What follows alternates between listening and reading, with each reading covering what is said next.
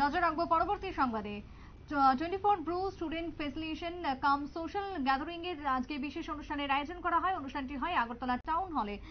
ব্রুদের পক্ষ থেকে Bru social এর পক্ষ থেকে আজকের এই বিশেষ আয়োজন, এই আয়োজনকে কেন্দ্র করে ছিল আগরতলা টাউন হলে বিশেষ আয়োজন।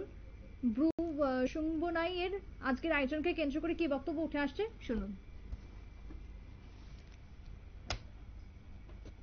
আজকে মূলত এই বছরের 2024 সারা রাজ্যে আমাদের 19টা ট্রাইবাল কমিউনিটির মধ্যে একটা আমাদের রিয়াং কমিউনিটি তথা ব্রু সম্প্রদায় প্রত্যেকটা বছরের মতো তারা এই বছরেও তারা রাজ্যব্যাপী বিভিন্ন কলেজ